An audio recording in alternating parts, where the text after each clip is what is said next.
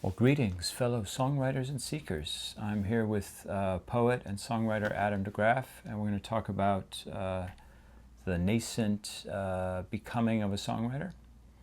Is that the right way to say it? Nascent becoming. Nascent becoming. So, Adam, you actually have a poem that includes songwriting advice for a beginner.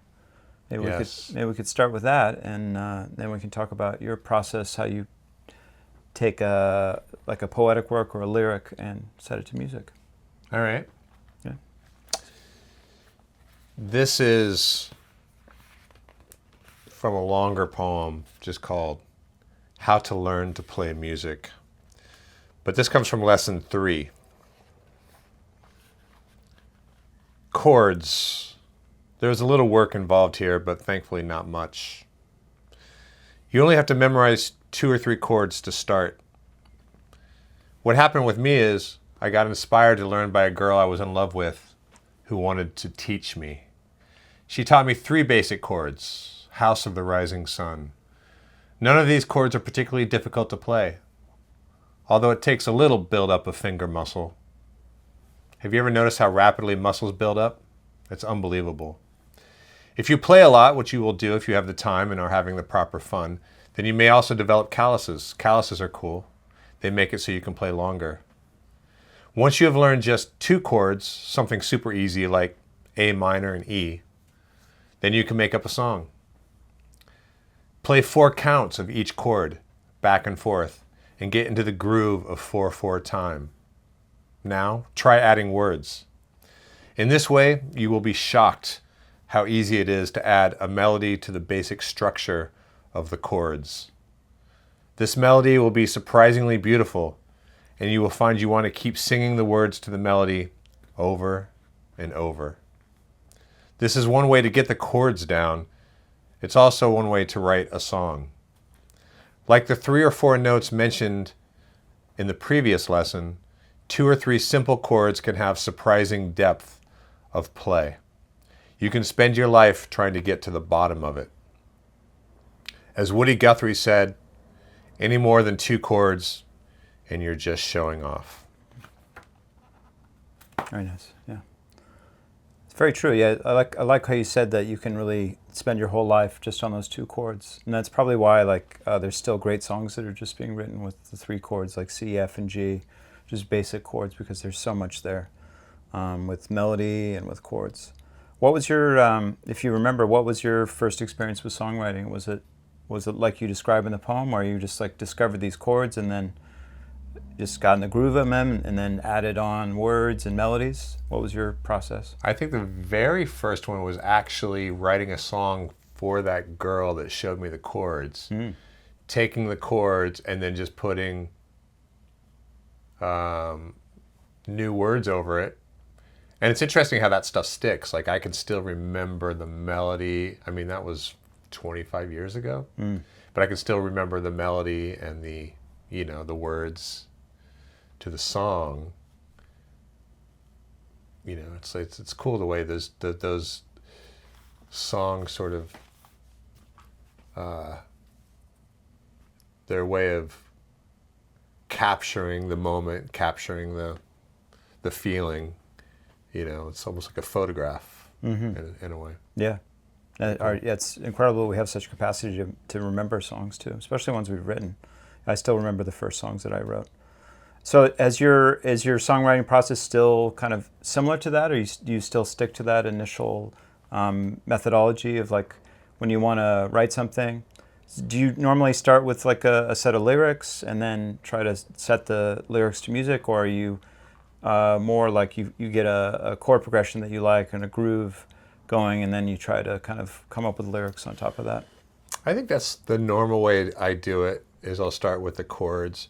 Although I'm thinking now, the very first song I remember writing, I was 8 or 9 years old, and I just sang the words. I didn't have a guitar or anything. It was just a ditty that came to me. We have this innate, and later I actually put chords to it.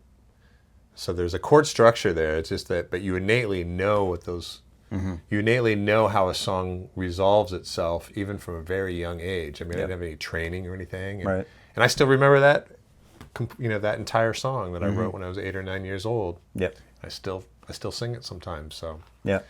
But now, I'll usually I'll find some chords that sound cool, or some kind of interesting way that chords resolve themselves into a bridge or something, and then I'll put some lyrics over that, or just free form, just off the top of the head. I just let it roll and let the subconscious sort of write the song.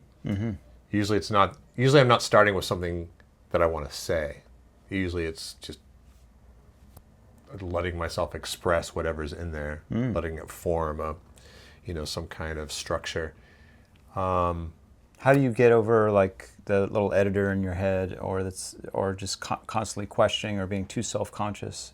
Is that an issue that comes up for you as you're writing songs, or are you able to just kind of jump into the flow and just not worry about it? Well, a lot of times what I'll do is I'll record, whatever I'm doing, and not think at all about what I'm doing, and not care how things come out, and then go back in and find the gold. Find like, this is actually a cool phrase, or this worked really well, the way this lays over, this drapes over the chords in a cool way, or this came out sounding nice. And then a song will start forming itself that way. So yes, the editor actually isn't there when I'm just spitting it out. It doesn't come until later when I'm actually, forming the thing. So you find kind of the kernel of what the best part of your improv, and then you take that and kind of add to it and develop it. That's the most normal. Or, sometimes I'll take an actual poem, and lately I've been doing this with a lot of Emily Dickinson poems, where I'll just take one of her poems, and then I'll find a chord structure that fits, and try to find a unique melody. Because that's the other thing I think is sort of interesting, is that we seem to have we have intuitive melodies inside of us that seem to be seem to come out of our own DNA or something. It's like it's very strange, but if you listen to somebody who's really got a unique sense of melody, like for me, like a prime example is Jeff Mangum from Neutral Milk Hotel, where it's like those melodies are otherworldly, but they just seem to come straight from him, and they couldn't come from anybody else but him. So that's sort of a fascinating thing about songwriting, is that you take chords that are just everyday chords, but yet this melodic thing gets put on top of them, and then when you take words that are already written, like say Emily Dickinson's words or your own poetry or whatever, and then you can find a melody that fits your own words or somebody else's words that somehow seems to come straight from your own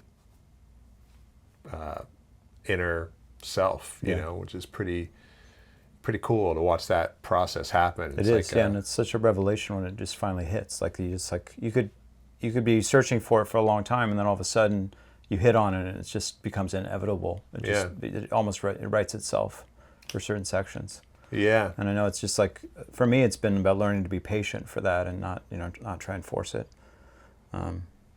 That's a really interesting take on it, because it does seem like it's just like, where the hell does this come from?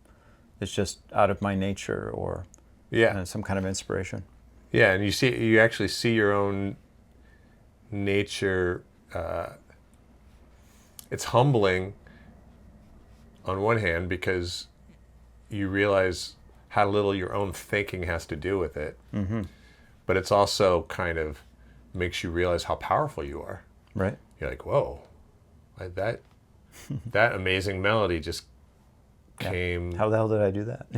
Came. I have to know somehow that came from me. It's just like, how did I do that? Because you're also tempted to want to try to recreate it somehow, or to have it happen again. just like you have this skill all of a sudden, but really it's just about getting out of the way and just letting it pour out of you, I think, Yeah. Just being patient. Having some kind of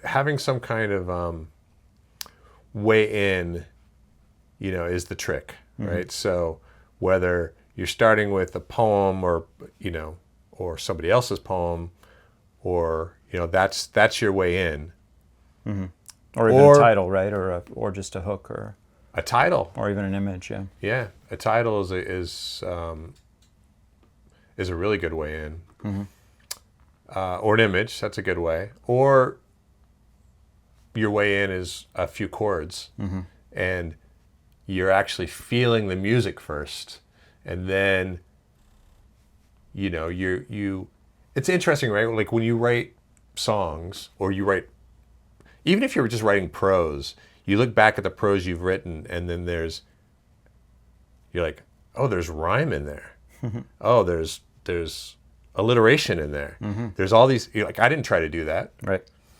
And yeah, the more you get out of the way, the more like the music takes care of itself. And but how to get out of the way, I guess, is one tricky thing. I mean, it's probably the reason people drink, or take, or smoke, or whatever. It's like they're trying to figure out a way to get outside of the, But I think the other thing is just repetition, right? Like if you sat with a couple chords and you just, it's like automatic writing. It's like you automatic write for long enough, you just start writing. Eventually something good starts coming. It just, it might take you 5 minutes or 10 minutes, but eventually you get there. Right. I think it's the same thing like with trying to come up with lyrics, if that's what you're trying to do, And then sometimes it just comes out.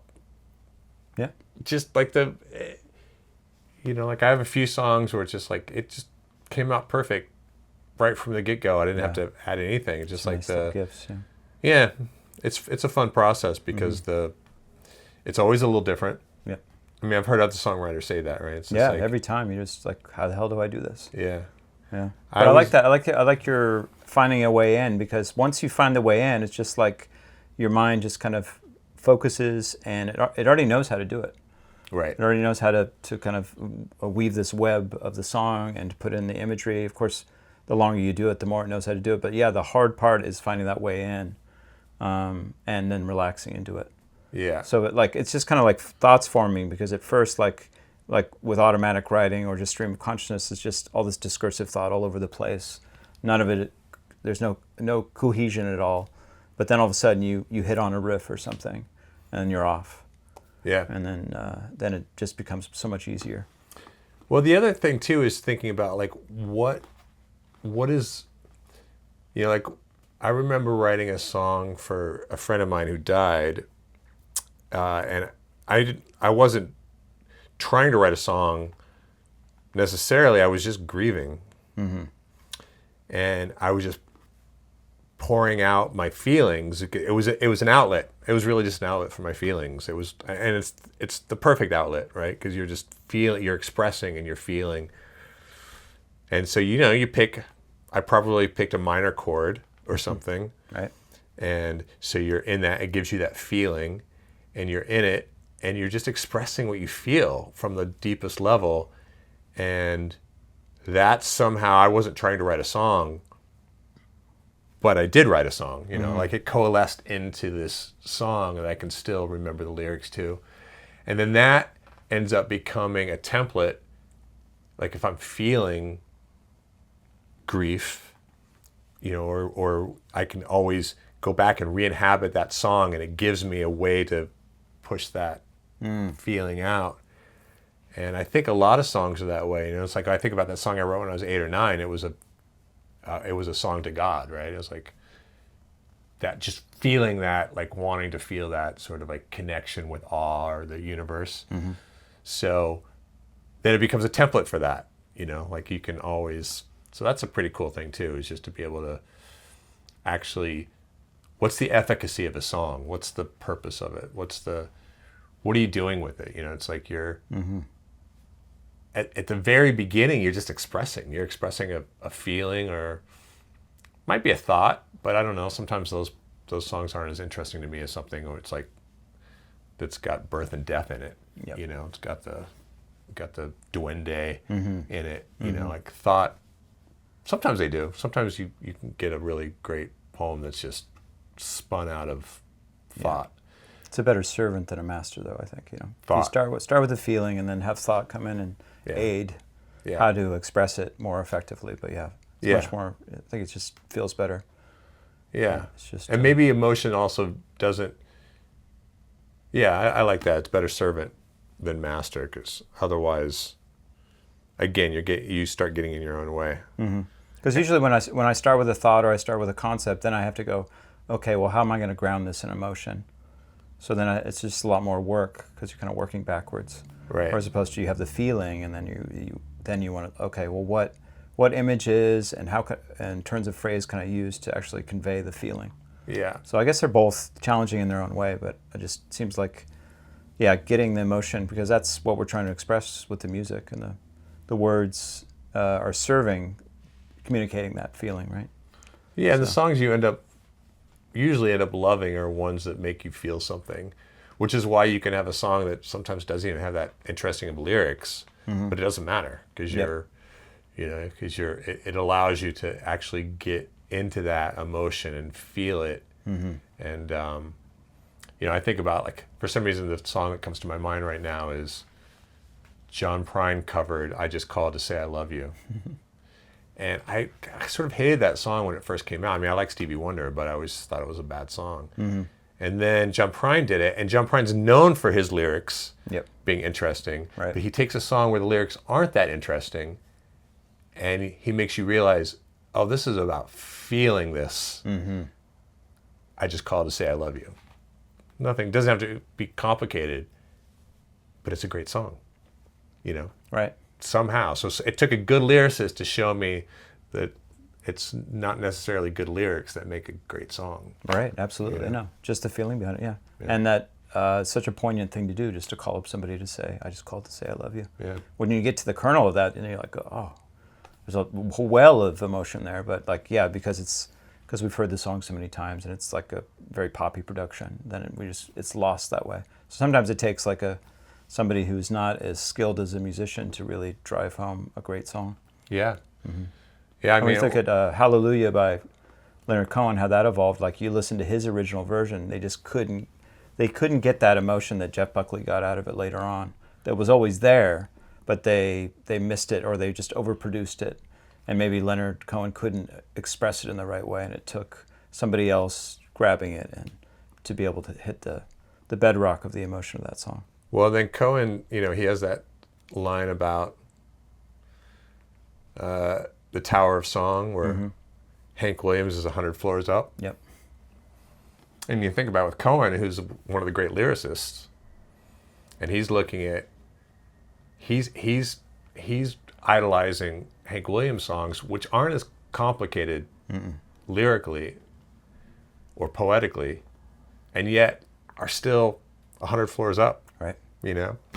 On that Tower of Songs. That's another good example of like you want your lyrics to, I don't know, you want them to have their own, you want them to be pure and come from you, but they don't necessarily have to be complex or, it's like ultimately the being able to inhabit the emotions, which you can do so well with a Hank Williams song. Yeah. You can, but Cohen's a good example too with Hallelujah. I mean, you can definitely inhabit that, the feelings in that one. Yeah, absolutely. Yeah. And he's got that perfect level of sophistication in the lyrics, where you still can understand it. There's still a lot of allusions and poetic imagery in there, but it's not so much that you're just overburdened and trying to just figure out what the lyrics are about. It's like that perfect level of or poetry. And there's even a little songwriting advice in there, right? In Hallelujah, the minor fall, the major lift.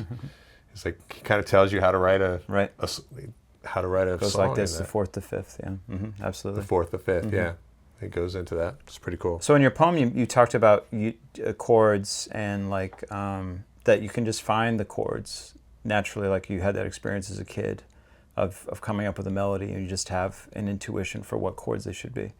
And I've found that, like, you know, with writing songs, there's always a temptation, just like with imagery and your lyrics, to make them much more flowery or to be more sophisticated and kind of show off.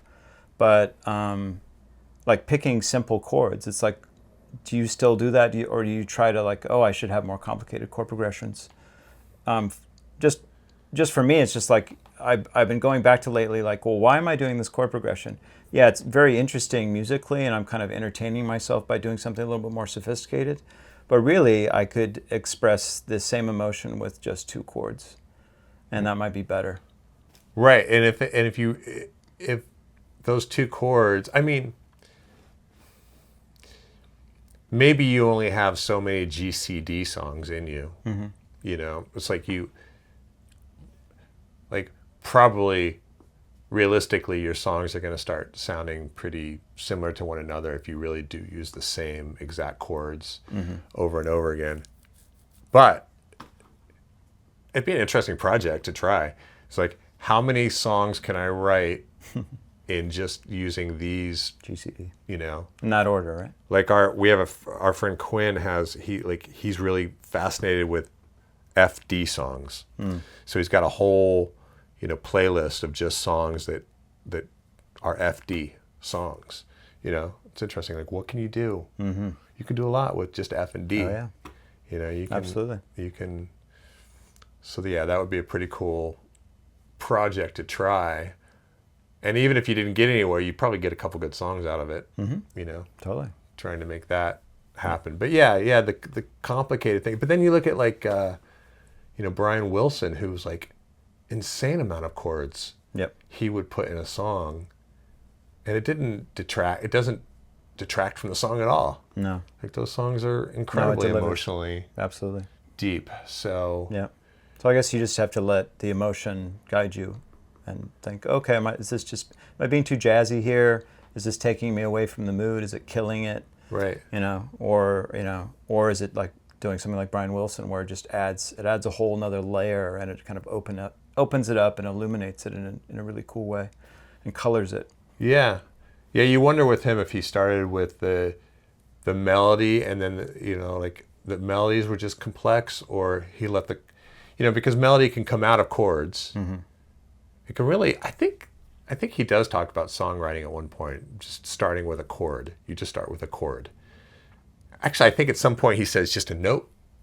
You can hear a song in a note, which is a pretty cool thought. That, you know, an entire song could somehow... Big bang from one note. Yeah, a big bang, you know.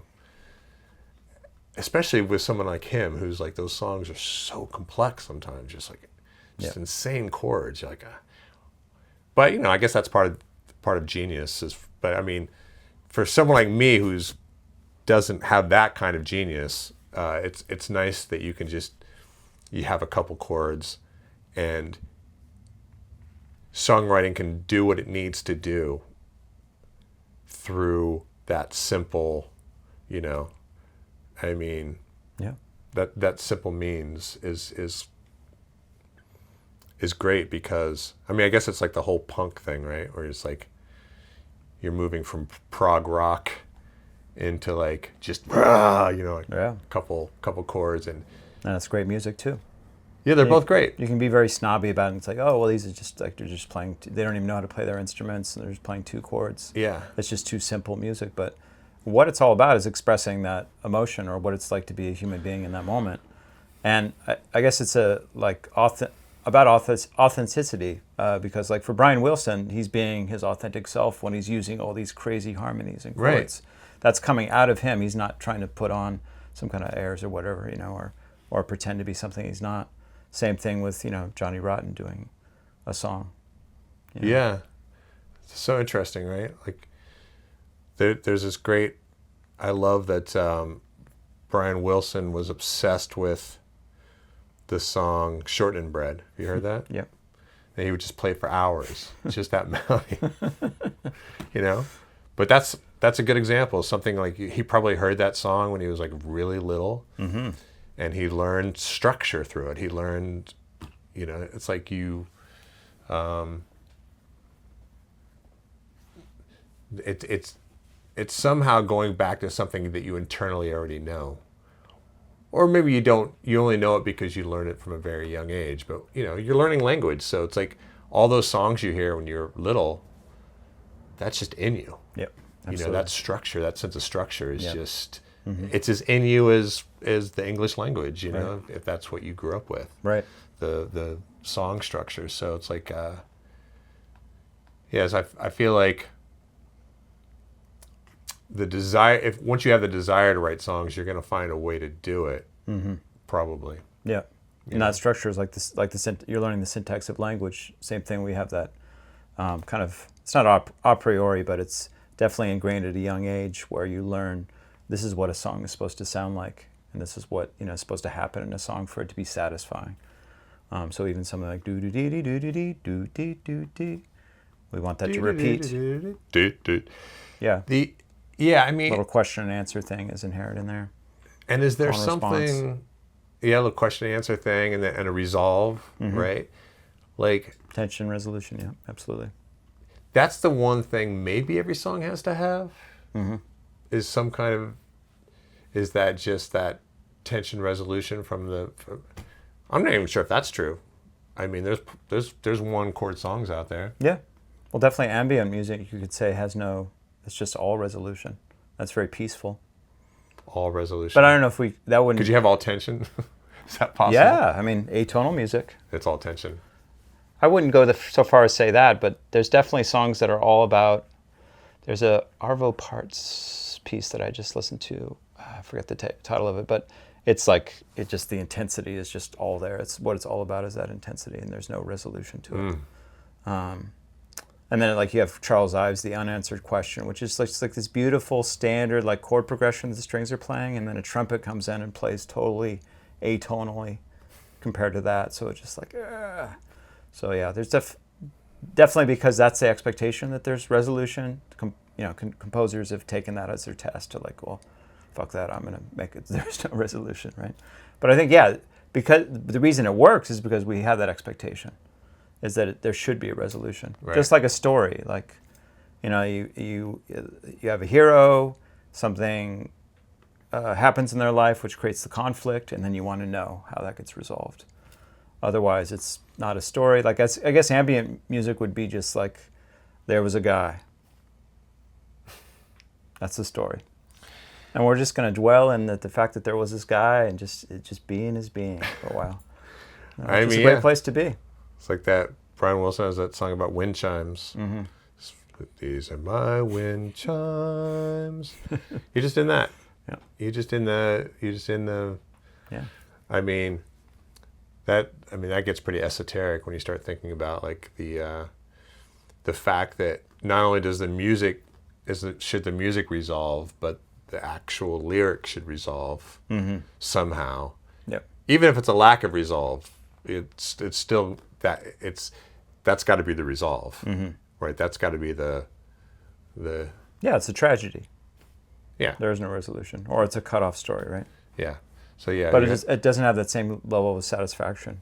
I guess it's our addiction to narrative. That infuses in all aspects of our being. Even in the structure of music, even in the 1-4-5 thing, we have that. Yep. Oh, I need to go out there a little bit. Now I need to come back. Right. I need to go out. Right. Yeah, the 5 chord is the dominant chord, so it just pulls back.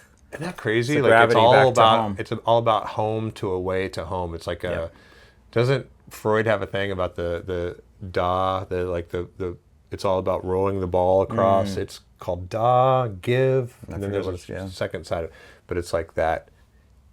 That's it. That's the whole thing. It's like, I'm going to push the ball over there and you're going to push it back. Which I guess, so if you want to write a standard song, you can just use that as to keep that in mind, because that's what it's all about. And there's actually, there's a music scholar who analyzes harmony named Schenker, and he takes, we have these complicated music theory analysis where you have this is the subdominant of the new key, and we're reharmonizing, we're tonicizing this new chord, and all these fancy Roman numerals that are analyzing it. But he basically reduces it back down to the 5 and the 1. Everything is either home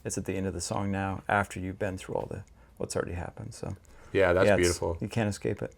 I always love going to Grateful Dead shows for that reason, because the songs themselves were had sort of a folk basis, and they felt very familiar and comfortable. And then they would do the thing where they go on the long jam, and you'd go out there somewhere and sometimes completely lose what seemed like the original structure. And then they always bring you back into that super comfortable, you know, space. So it's like you're constantly getting that, all right, you're being taken care of now in the song structure. Now we're going to send you out. It's not going to be, it might not be comfortable completely. And then we're going to bring you back. And you just get that we have that strange human need to have adventure and to come home. Yeah. And yeah, even the most basic literature is based on it, right? Like Odyssey is like based on that whole concept of very interesting. All about going home. All about going home. That's a good songwriting tip. All right, yeah. Just home and away. Home and away. All you need. So hold up your books so people can know where to... yeah, I don't even know if you can find this online your poetry. anymore. I think maybe you can. So the title of the book is called Wherewithal, Adam DeGraff. And is there any place that your music can be heard currently besides your living room? Yeah, you can just find it online on YouTube, but that's about it. Cool. You can find a few songs here and there. Nice. But mostly you have to just listen to the wind. Well, listen to that note. Blowing us away from home. So. Yeah. All right, well, thank you so much, and hope you continue to write great songs and great poems. Thank you. It's fun.